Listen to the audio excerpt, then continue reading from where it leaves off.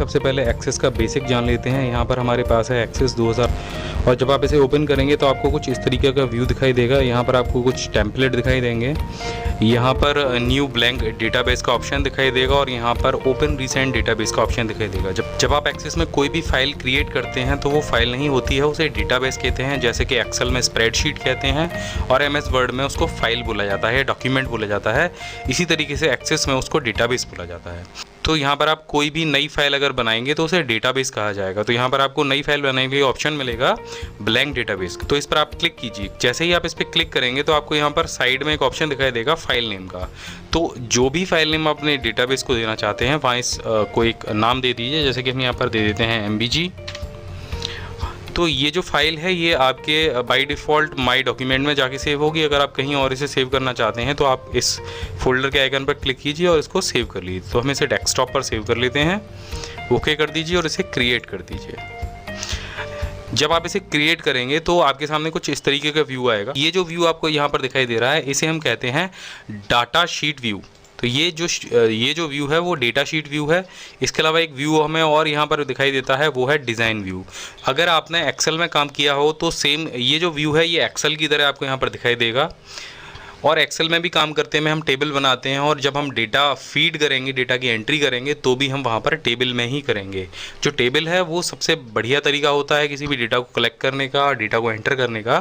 तो आप यहाँ भी एक्सेस में भी आप डेटा को टेबल में ही एंटर करेंगे। तो सबसे पहले हम यहाँ पर टेबल बनाएंगे। तो यहाँ पर आप देखेंगे कि यहाँ पर हमने अभी खोला हुआ है डेटा शीट व्यू।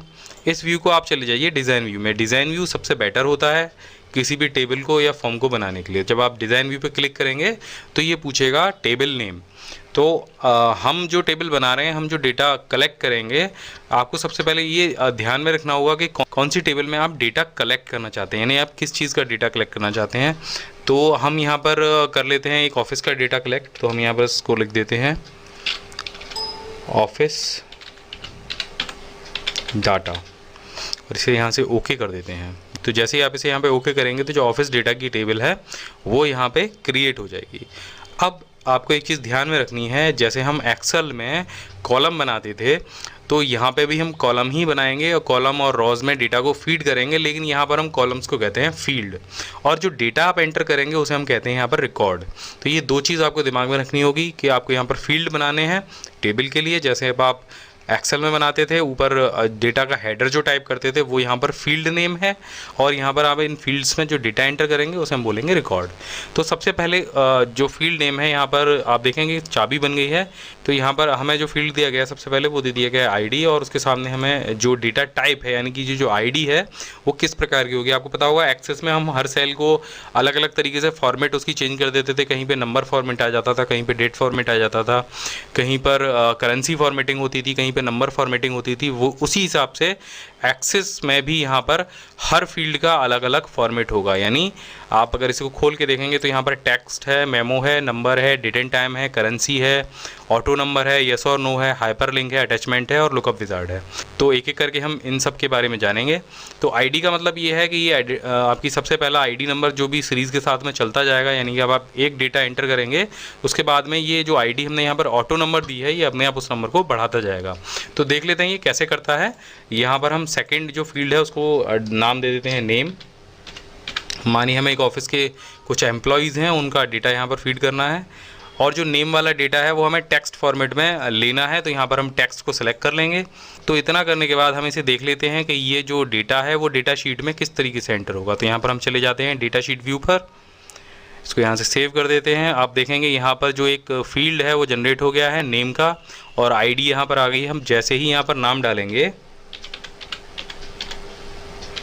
आप देखिए हमने जैसे ही नाम डाला तो यहाँ पर ID अपने आप जनरेट होकर आ गई एक। आप जैसे ही टैब या एंटर का बटन दबाएंगे और नया नाम एंटर करेंगे तो आप देखेंगे कि एक्सेस द्वारा उसे एक नई ID यहाँ पर दे दी जाएगी।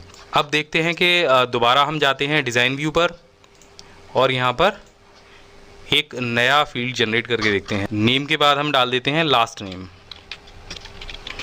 और इसको भी डेटा टाइप दे देते हैं टेक्स्ट। इसके बाद डाल देते हैं यहाँ पर एड्रेस और एड्रेस को भी हम यहाँ पर दे देते हैं टेक्स्ट और इसके बाद में डालते हैं हम सिटी। और सिटी को भी यहाँ पर हम दे देते हैं टेक्स्ट। इसके बाद हम ले लेते हैं यहाँ पर मोबाइल नंबर या फ़ोन नंबर,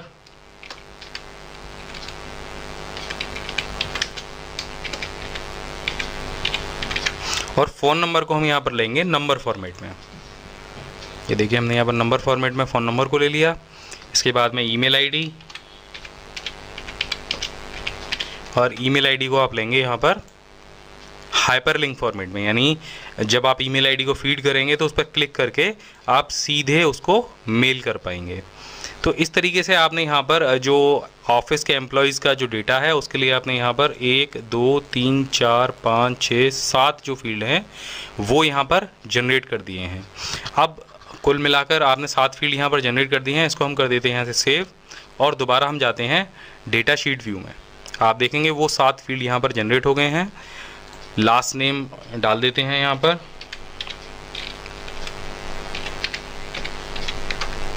एड्रेस डाल दीजिए, यहाँ पर सिटी का ऑप्शन आ गया तो यहाँ पर भी सिटी दे देते हैं, मोबाइल नंबर दे देते हैं,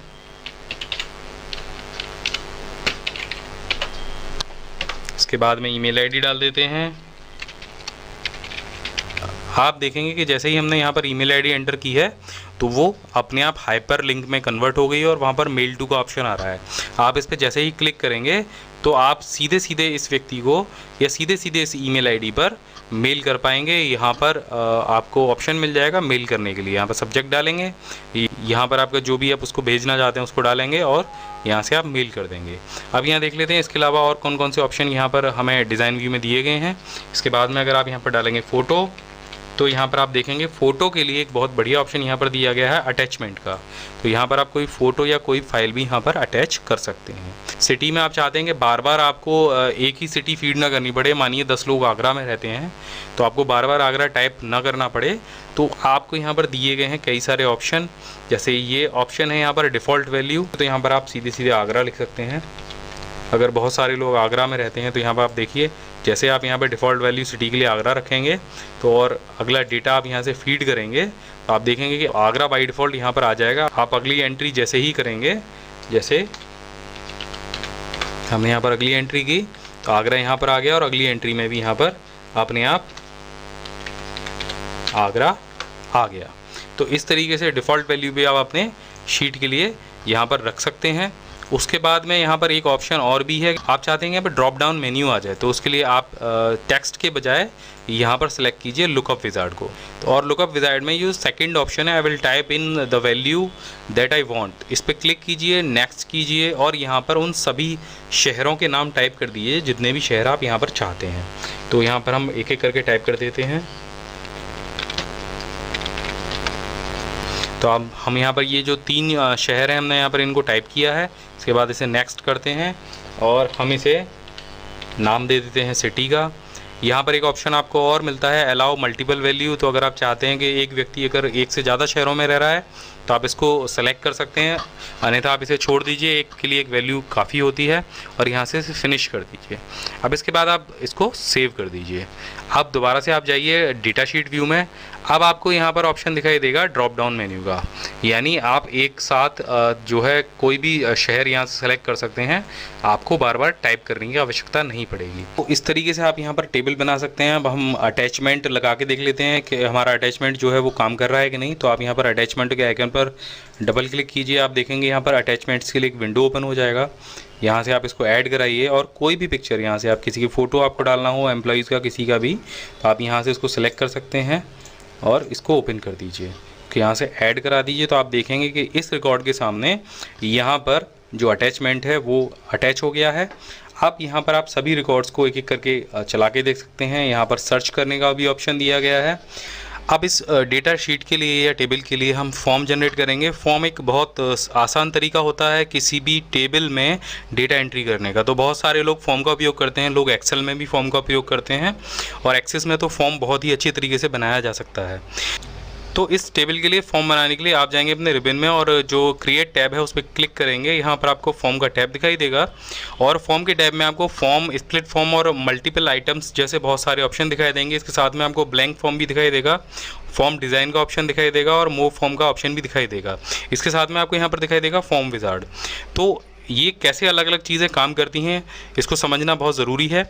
तो सबसे पहले हम क्लिक करते हैं फॉर्म वाले ऑप्शन पर। जब आप फॉर्म पर क्लिक करेंगे तो एक्सेस अपने आप ही आपको ऑटोमेटिक एक फॉर्म जनरेट करके दे देगी।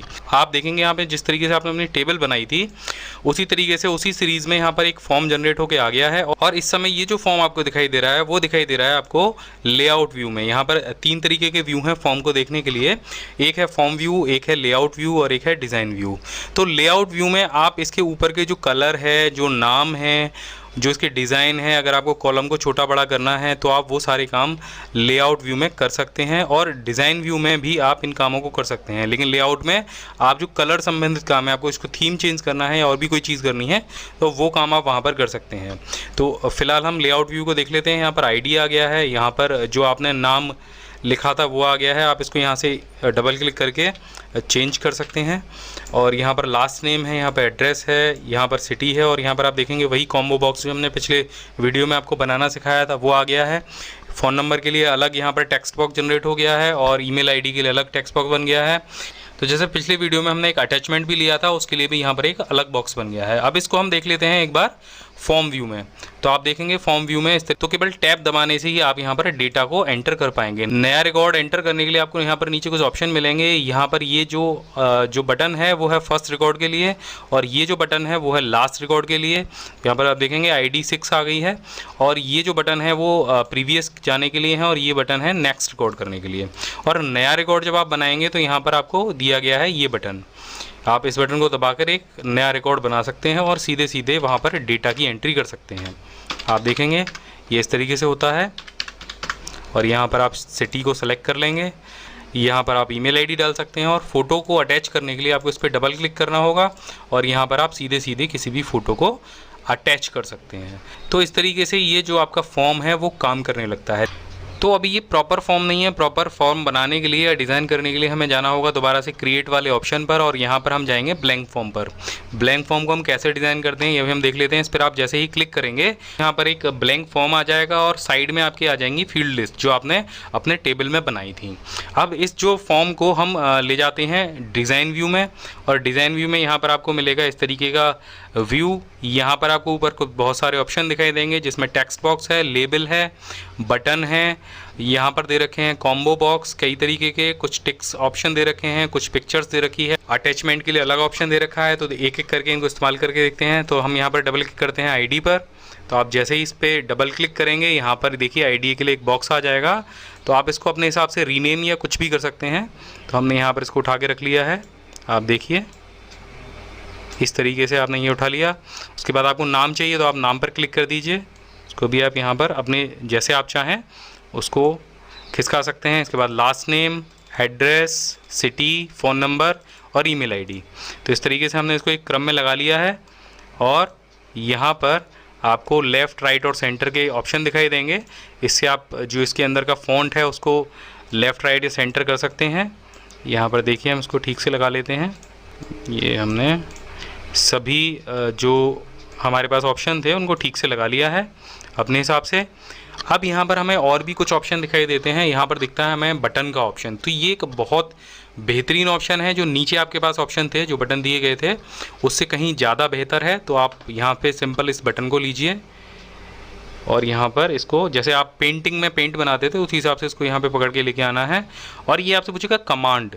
तो यहाँ पर जो कमांड है वो रिकॉर्ड नेविगेशन की है, रिकॉर्ड ऑपरेशन की है, फॉर्म ऑपरेशन की कुछ कमांड्स यहाँ पर दे रखी हैं। तो यहाँ पर कई तरीके की कमांड दे रखी हैं। तो सबसे ऊपर दिया गया है रिकॉर्ड नेविगेशन। यहाँ पर जो रिकॉर्ड नेविगेशन के लिए आप बटन तैयार कर सकते हैं। इस बटन को आप क्या कमांड देना चाहते हैं तो हम यहाँ पर देंगे इस बटन को command go to first record. जो बटन आपको नीचे दिखाई देता है तो यहाँ पर आप क्लिक करेंगे, इसको नेक्स्ट करेंगे। आप अगर यहाँ पे इसको टेक्स्ट लिखना चाहते हैं बटन के ऊपर, ये देना चाहते हैं कि आप फर्स्ट रिकॉर्ड पर जाइए या हिंदी में कुछ लिखना चाहते हैं तो आप यहाँ पर लिख सकते हैं। अन्यथा आप यहाँ से कोई पिक्चर सेलेक्ट कर लीजिए, इस तरीके का एरो बटन है या जो कुछ भी है, और इसको नेक्स्ट कर दीजिए। यहाँ पर कमांड 7 के नाम से ये बटन सेव हो जाएगा, इसको फिनिश कर दीजिए। आप देखिए एक छोटा सा बटन यहाँ पर बन गया है। इसी तरीके से आप दूसरा बटन बना सकते हैं। यहाँ पर हम इस बटन को बनाएंगे लास्ट रिकॉर्ड के लिए। तो इसी तरीके से उसको क्लिक करते जाएंगे। ये देखिए यहाँ पर जो लास्ट रिकॉर्ड के लिए एक बटन बन गया है, इसको आप जहाँ चाहें वहाँ पर खिसका के सेट कर सकते हैं। और हम यहाँ पर एक बटन और बना लेते हैं जो कि होगा हमारे नेक्स्ट रिकॉर्ड के लिए। तो यहाँ पर आप देखिए नेक्स्ट रिकॉर्ड के लिए एक ऑप्शन दिया गया है, इसको भी आप झट से तैयार कर लीजिए। तो ये हो गया नेक्स्ट के लिए। और इसी तरीके से हम बना लेते हैं एक बटन प्रीवियस रिकॉर्ड के लिए भी।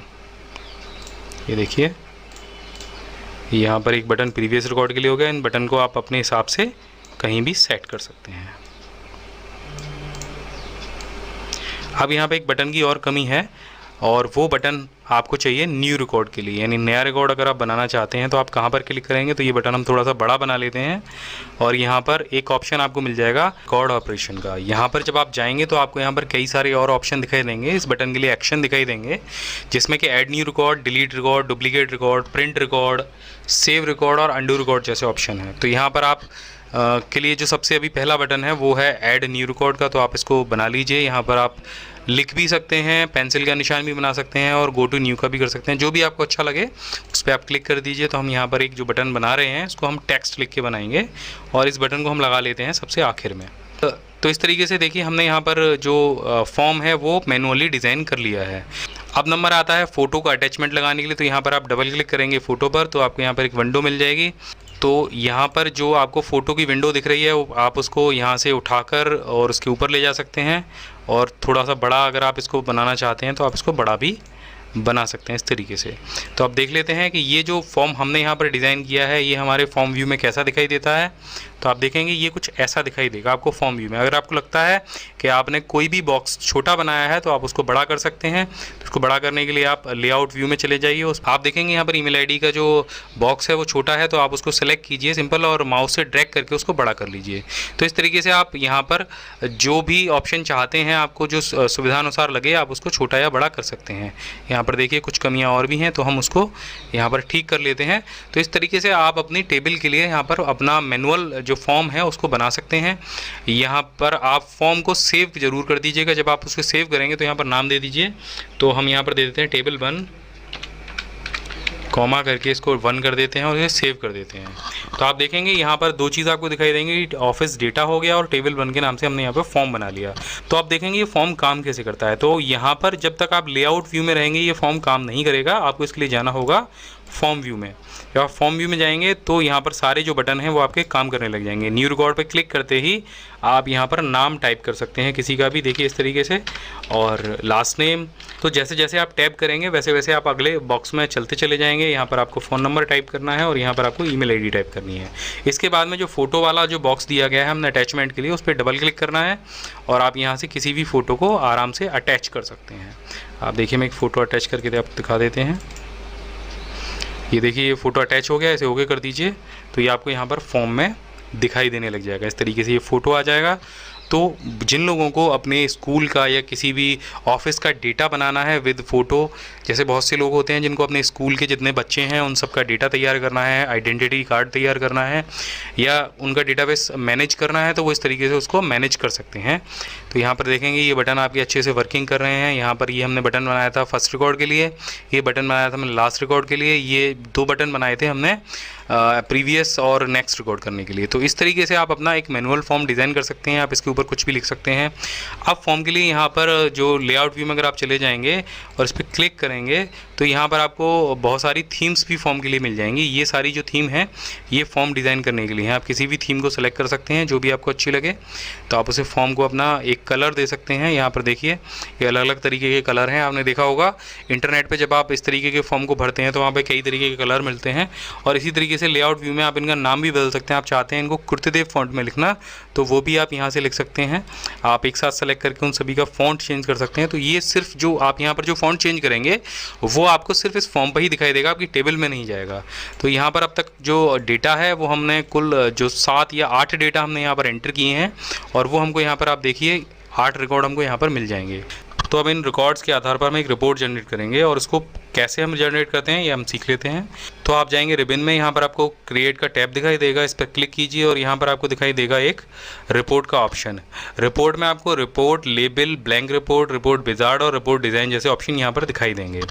तो पहले जो रिपोर्ट का बटन है उस पर क्लिक करके देख लेते हैं। तो इस पर क्लिक करते ही आपकी एक बेसिक रिपोर्ट तैयार हो जाएगी। लेकिन जैसे कि हमने पिछले वीडियो में बताया था, ये जो रिपोर्ट है ये बिल्कुल भी ठीक तरीके से तैयार नहीं होती है। एक्सेल इसको थोप थाप के यहाँ पर रख देती है। अब जो रिपोर्ट है वो आपको तैयार करनी है। मैनुअल रिपोर्ट हम कैसे तैयार करते हैं और उसमें क्या क्या चीज़ें होती हैं ये हम देख लेते हैं। तो मैनुअल रिपोर्ट तैयार करने के लिए आपको फिर से वहीं पर जाना होगा। इसे हम क्लोज़ कर देते हैं। मैनुअल रिपोर्ट तैयार करने के लिए आपको जाना होगा क्रिएट के बटन पर, और आप यहाँ पर जाएंगे रिपोर्ट विजार्ड पर। तो विजार्ड एक अच्छा तरीका होता है फॉर्म और रिपोर्ट तैयार करने के लिए। यहाँ पर आपको बहुत सारे ऑप्शन मिल जाते हैं। तो बिना देर किए हम विजार्ड को ओपन कर लेते हैं।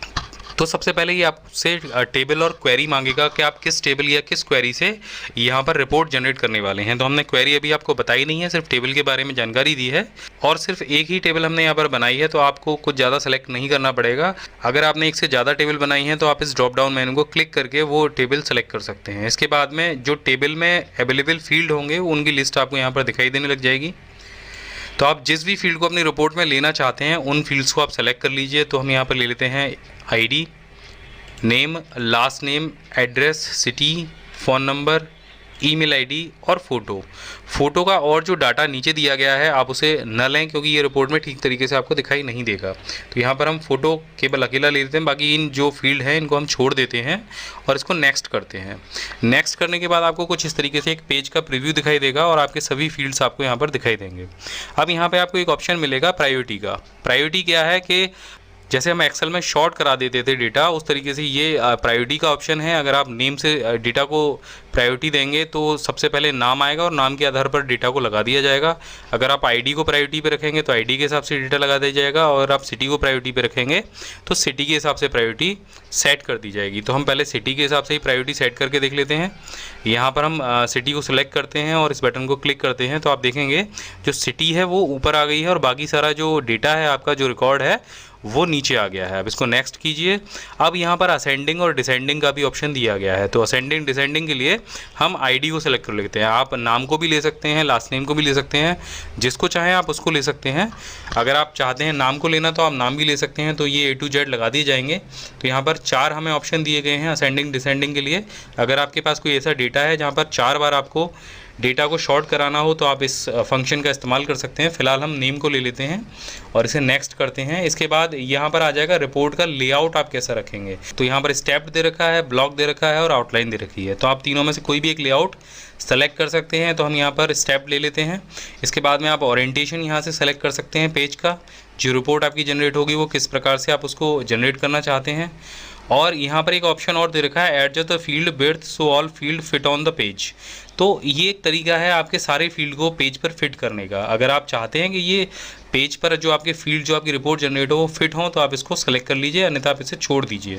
तो वो सेलेक्ट कर लेते हैं, उसके बाद नेक्स्ट करते हैं।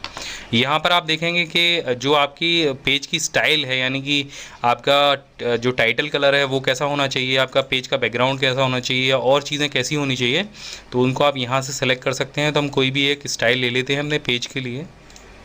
तो यहाँ से हमने ये स्टाइल सेलेक्ट कर ली, इसे नेक्स्ट करेंगे आप। तो यहाँ पर आपको 2 ऑप्शन दिखाई देंगे, एक तो प्रीव्यू का और एक मॉडिफाई करने का। तो सबसे पहले हम प्रीव्यू ही चेक कर लेते हैं। यहाँ पर रिपोर्ट को आप नाम दे सकते हैं। तो ऑफिस डाटा ठीक है, अगर आप कुछ और देना चाहते हैं तो उसको यहाँ से बदल कर दे सकते हैं। तो इसके बाद से इसको फिनिश कर दीजिए। फिनिश करने के बाद आपको आपकी रिपोर्ट कुछ इस तरीके से दिखाई देगी। आप देखेंगे ऑफिस डाटा, और यहाँ पर आप देखेंगे कि जो हमने प्रायोरिटी दी थी सिटी, तो आगरा वाले लोग हैं वो पहले आ गए हैं और ये हाथरस वाले, उसके बाद मथुरा वाले लोग हैं। तो इस तरीके से इसने ये डेटा हमको लगा के दे दिया है, लेकिन अभी भी ये रिपोर्ट ठीक तरीके से दिखाई नहीं दे रही है। तो इसके लिए इस रिपोर्ट में हम थोड़ा सा डिज़ाइन में संशोधन करेंगे और उसके लिए हम जाएंगे डिज़ाइन व्यू में। तो डिज़ाइन व्यू में जाने के लिए आप यहाँ पर इस पर क्लिक करेंगे रिपोर्ट के आइकन पर और यहाँ से चले जाएंगे आप डिज़ाइन व्यू में। तो यहाँ पर आप देखेंगे ये कुछ इस तरीके से हमें दिखाई देगा। तो इन सेल्स को हम थोड़ा सा छोटा कर लेंगे, जैसे हम एक्सेल में करते थे। तो 1-2 बार प्रैक्टिस करने के बाद आप इसको ठीक से कर पाएंगे। हो सकता है शुरुआत में कुछ दिक्कत आए। आप देखेंगे कि सिटी ठीक से दिखाई नहीं दे रही थी, तो सिटी के जो कॉलम था उसको थोड़ा सा चौड़ा कर लेते हैं। और यहाँ पर आप देखेंगे कि नेम है, नेम को थोड़ा सा आप छोटा कर लीजिए। लास्ट नेम को भी आप छोटा कर सकते हैं, आईडी को भी आप छोटा कर सकते हैं। आईडी अगर आप चाहते हैं कि पहले दिखाई दे तो आप आईडी को उठाकर आगे रख सकते हैं, तो आईडी आपको पहले दिखाई देगी, फिर लास्ट नेम दिखाई देगा, फिर एड्रेस दिखाई देगा। एड्रेस को भी आप थोड़ा सा छोटा कर लेंगे। मोबाइल नंबर को थोड़ा आप बड़ा कर सकते हैं। इसके बाद ईमेल आईडी दे रखी है तो ईमेल आईडी को भी आप बड़ा कर सकते हैं। तो जैसे आपने कॉलम में रिकॉर्ड फीड किया उस हिसाब से आप अपने कॉलम्स को छोटा और बड़ा कर सकते हैं और अपनी रिपोर्ट में दिखा सकते हैं। ये सब करने के बाद में आपको सिंपल जाना है प्रिंट प्रीव्यू पर। हमने जिस तरीके से रिपोर्ट लगाई थी, हमने सिटी को प्रायोरिटी दी थी। आप देखेंगे आप सिटी पूरे दिखाई दे रहा है। तो उसके बाद आप देखेंगे कि आईडी आ गया है, उसके बाद नेम आ गया है, लास्ट नेम आ गया है, उसके बाद एड्रेस आ गया है और इसके बाद मोबाइल नंबर है और ईमेल आईडी है। इसमें भी आप संशोधन कर सकते हैं। दोबारा से हम जाते हैं ऑफिस डेटा पर और यहाँ पर हम चले जाते हैं लेआउट व्यू पर।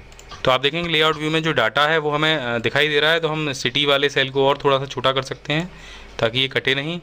आईडी को आप यहाँ से सेंटराइज़ कर सकते हैं और डेटा को भी आप सेंटर में ले जा सकते हैं। थोड़ा बोल्ड कर दीजिए। इसको आप फ़ॉन्ट अगर बड़ा करना चाहें तो फ़ॉन्ट आप बड़ा कर सकते हैं। देखिए लेआउट व्यू में आप बहुत सारा काम कर सकते हैं। ये आपके ऊपर डिपेंड करता है कि आप किस तरीके से लेआउट व्यू का फ़ायदा उठा पाते हैं। इसके बाद आप देखेंगे जो फ़ोटो का डेटा था वो थोड़ा छोटा आ रहा है, तो आप इसको थोड़ा सा और बड़ा कर सकते हैं। आप देखिए इस तरीके से, तो आप देखेंगे फ़ोटो भी आपको अच्छे से दिखाई देने लग गया। अगर आपको लग रहा है कि जो एड्रेस का कॉलम है वो थोड़ा छोटा हो जाना चाहिए तो वो छोटा हो जाएगा। मोबाइल नंबर के कॉलम को भी आप थोड़ा सा छोटा कर लीजिए ताकि सभी मोबाइल नंबर दिखाई देने लग जाएं। तो इस तरीके से आप अपनी रिपोर्ट को बेहतर तरीके से बना सकते हैं। तो अब ये जो रिपोर्ट बन गई है इसके लिए फॉर्म पर बटन कैसे क्रिएट किया जाए। इस रिपोर्ट को प्रिंट निकालने के लिए सिंपल आप यहाँ पर प्रिंट व्यू पर जाकर इसको प्रिंट निकाल सकें, ऐसा आप कैसे कर सकते हैं सिर्फ फॉर्म पर जाकर। तो ये भी हम सीख लेते हैं। रिपोर्ट को फिलहाल हम बंद कर देते हैं और दोबारा खोल लेते हैं अपने टेबल को। यहाँ पर आपको दिखाई दे रहा होगा डेटा आपने फीड किया है, रिकॉर्ड का बटन यहाँ पर है, सारी चीज़ें हैं। इसको दोबारा से हम डिज़ाइन व्यू में जाते हैं और यहाँ पर आपको फिर से वहीं बटन पर जाना है। बटन क्रिएट कर लीजिए और यहाँ पर आपको दिखाई देगा रिपोर्ट ऑपरेशंस, इस पर चले जाइए और यहाँ पर आपको दिखाई देगा प्रीव्यू रिपोर्ट। प्रिंट रिपोर्ट अगर करेंगे तो बिना प्रीव्यू दिखाई दिए वो प्रिंट निकाल दी जाएगी। तो आप इसको सिंपल यहाँ से प्रीव्यू रिपोर्ट के बटन को सेलेक्ट करें, ना कि प्रिंट रिपोर्ट को। तो इसको आप नेक्स्ट कीजिए। ऑफिस डाटा सिंपल एक ही रिपोर्ट हमने बनाई है, अगर ज़्यादा रिपोर्ट होती तो आप वहाँ पर उसको सेलेक्ट कर सकते थे। इसके बाद इसको नेक्स्ट कीजिए। यहाँ पर वही जो इमेज का ऑप्शन दे रखा है और टेक्स्ट का ऑप्शन है, आप दोनों को ले सकते हैं किसी को भी। तो हम यहाँ पर टेक्स्ट को सेलेक्ट करते हैं। हम यहाँ पर अपने बटन के ऊपर दिखेंगे प्रीव्यू रिपोर्ट, तो इसको नेक्स्ट कर दीजिए। उसके बाद इसको फिनिश कर दीजिए। आप देखेंगे ये आपकी जो फॉर्म है उस पर प्रीव्यू रिपोर्ट का एक बटन आ गया है। जो हम ये डेटा फीड कर रहे हैं उसकी रिपोर्ट कैसे प्रिंट होगी, या फिर आप यहाँ पर प्रिंट भी कर सकते हैं। देखिए प्रीव्यू की जगह हमने यहाँ पर प्रिंट रिपोर्ट लिख दिया है और यहाँ से इसको हमने सेव कर दिया। अब आप दोबारा जाएंगे फॉर्म व्यू पर, तो आप यहाँ पर देखेंगे जो और बटन थे उसके साथ में आपको प्रिंट रिपोर्ट का भी बटन डिस्प्ले होने लग जाएगा। इस पर क्लिक कीजिए और आप देखेंगे जो रिपोर्ट हमने वहाँ पर बनाई थी वो यहाँ पर ओपन हो गई है। अब इसको प्रिंट निकालने के लिए आपको कुछ नहीं करना है, सिंपल Ctrl+P का बटन दबाना है, अपने प्रिंटर को सेलेक्ट करना है। अगर एक से ज़्यादा पेज हैं तो वो यहाँ पर डाल देने हैं, ऑल पेज निकालने हैं तो ऑल पेज करने हैं। जैसे आप प्रिंट देते हैं उसी तरीके से यहाँ पर प्रिंट देना है और इसको ओके कर देना है। तो इस तरीके से आप अपने एक्सेस में डेटाबेस तैयार कर सकते हैं, टेबल बना सकते हैं, फॉर्म बना सकते हैं और रिपोर्ट जनरेट कर सकते हैं। आगे की वीडियो में हम थोड़ा सा एडवांस चलेंगे। आशा है आपको ये 3 चीज़ें समझ में आ गई होंगी कि हम टेबल कैसे बनाते हैं, उसके लिए फॉर्म कैसे तैयार करते हैं और रिपोर्ट कैसे बनाते हैं, और रिपोर्ट के लिए जो फॉर्म है उस पर बटन कैसे बनाते हैं। क्वेरी होता क्या है? क्वेरी जो टेबल है और रिपोर्ट के बीच का एक फ़िल्टर होता है। यानी आपने अगर टेबल में अपनी में 10 फील्ड सेलेक्ट किए हैं या 20 फील्ड बनाए हैं और आप एक ऐसी रिपोर्ट जनरेट करना चाहते हैं जिसमें से वो 10 में से 3 फील्ड ही आएँ, या उसमें कोई एक सा फ़िल्टर लगा दिया जाए जिसमें से आपको, मानिए आपको सिटी वाइज आप किसी रिपोर्ट को जनरेट कराना चाहते हैं, यानी आप एक ऐसी रिपोर्ट बनाना चाहते हैं जहां पर केवल आगरा शहर के ही लोगों को डिस्प्ले किया जाए या केवल ए नाम वाले लोगों को डिस्प्ले किया जाए, तो आप वो क्वेरी लगाकर बना सकते हैं। इसके अलावा और भी बहुत तरीके की क्वेरी होती हैं। तो आज जो हम बनाना सीखेंगे वो क्वेरी होगी पैरामीटर क्वेरी, और उस क्वेरी से हम कैसे रिपोर्ट जनरेट करते हैं और उसका कैसे बटन हम अपने फॉर्म पे लगाते हैं, ये सारी चीज़ आज के वीडियो में हम सीखेंगे। तो क्वेरी बनाने के लिए सबसे पहले हम जाएंगे क्रिएट के बटन पर, और यहाँ पर आप सबसे अच्छा ये तरीका रहेगा कि आप क्वेरी विज़ार्ड को सेलेक्ट करें। तो यहाँ पर क्वेरी विज़ार्ड पर चले जाइए। जब आप यहाँ पर क्वेरी विज़ार्ड को सेलेक्ट करेंगे तो आपको यहाँ पर कई तरीके की क्वेरी दिखाई देंगी, जिसमें क्रॉस टैब क्वेरी विज़ार्ड है, सिंपल क्वेरी विज़ार्ड है, फाइंड डुप्लीकेट क्वेरी विज़ार्ड है। तो आप सिंपल क्वेरी विज़ार्ड को सिलेक्ट कर लीजिए और इसे ओके कीजिए। जब आप आगे चलेंगे तो यहाँ पर आपसे पूछा जाएगा कि आप किस टेबल से क्वेरी बनाना चाहते हैं। तो एक्सेस में आप कई सारी टेबल भी बना सकते हैं, आपकी 10 टेबल भी हो सकती हैं, 20 टेबल भी हो सकती हैं। तो ये आपको सेलेक्ट करना होगा कि आप किस टेबल के लिए क्वेरी बनाना चाहते हैं। तो जो मेन टेबल होगी हम उसके लिए ही क्वेरी बनाएंगे। तो हमने यहाँ पर फ़िलहाल एक टेबल बनाई है, तो हम इसको सेलेक्ट कर लेंगे। टेबल के फील्ड आपको नीचे दिखाई देंगे, जो भी आपने आईडी लिया है, नाम लिया है, एड्रेस लिया है। तो यहाँ पर आप उन फील्ड्स को, जो भी आप अपने रिपोर्ट में लेना चाहते हैं क्वेरी के हिसाब से, आप उन फील्ड्स को ले सकते हैं।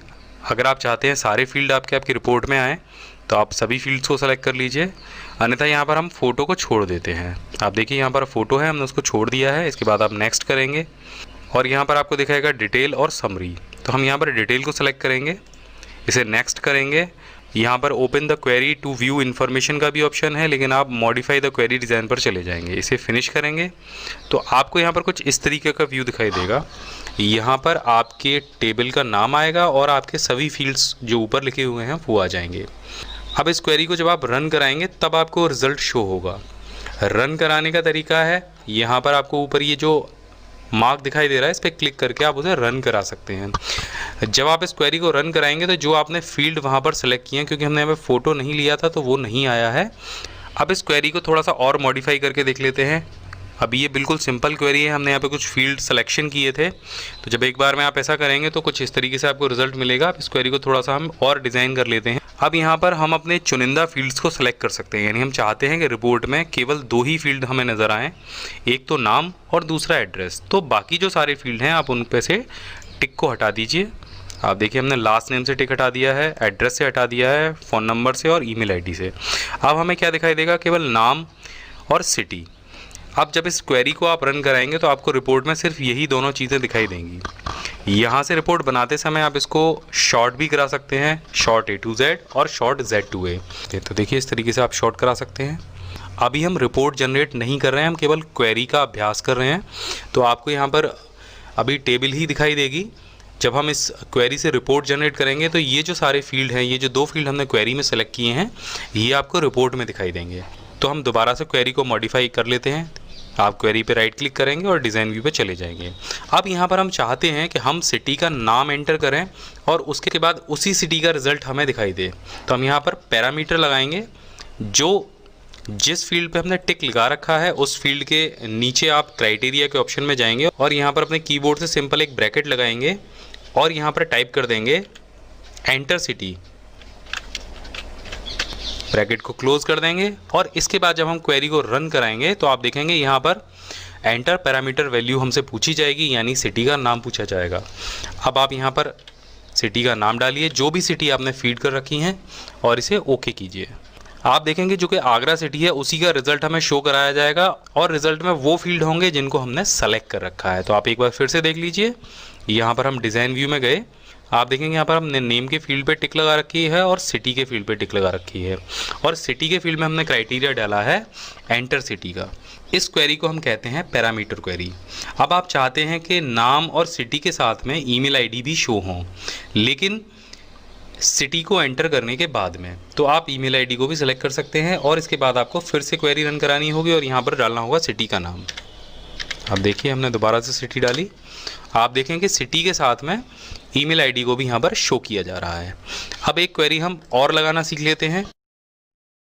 आप देखेंगे हमने सिटी से क्राइटेरिया को हटा दिया है और हमने नेम पर एक क्राइटेरिया लगाया है। हम चाहते हैं कि जिन नामों का अक्षर ए से शुरू हो केवल वही नाम दिखाई दें। तो हम यहाँ पर टाइप करेंगे ए और इसके ऊपर एक स्टार लगा देंगे और इसके बाद इस क्वेरी को रन कराएंगे।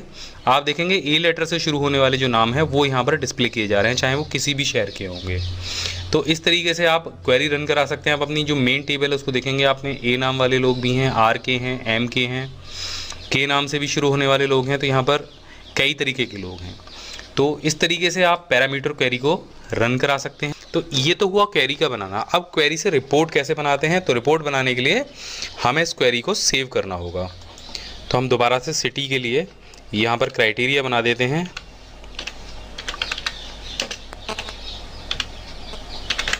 और इसको ब्रैकेट को क्लोज कर देते हैं।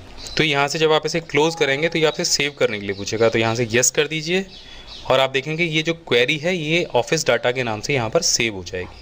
अब बनाते हैं इस क्वेरी के लिए रिपोर्ट। आप देखेंगे एक रिपोर्ट हमने पहले भी यहाँ पर बनाई हुई है जो ऑफिस डाटा की है, जिसमें कोई क्वेरी नहीं लगी है। यहाँ पर सिटी वाइज हमने इनको लगाया हुआ है और हमारे जितने भी फील्ड हैं, जितने भी रिकॉर्ड हैं यहाँ पर डिस्प्ले हो रहे हैं। लेकिन इस रिपोर्ट में केवल वही फील्ड डिस्प्ले होंगे जिनकी सिटी हम एंटर कर देंगे, यानी सिटी वाइज। तो रिपोर्ट बनाने के लिए आपको क्रिएट पर जाना होगा और यहाँ पर आप सेलेक्ट करेंगे रिपोर्ट विजार्ड। रिपोर्ट विजार्ड में जब आप जाएंगे तो आपको यहाँ पर टेबल और क्वेरी का ऑप्शन मिलेगा। तो सिंपल हमें क्वेरी लेनी है और क्वेरी जब आप सेलेक्ट करेंगे तो आपको यहाँ पर सिर्फ वही फील्ड दिखाई देंगे जो फील्ड आपने क्वेरी में टिक लगाए थे। तो इन तीनों फील्ड्स को हम यहाँ पर ले लेते हैं, नेक्स्ट करते हैं। आप देखेंगे प्रायोरिटी के लिए वो पूछ रहा है तो हमें कोई प्रायोरिटी नहीं देनी है।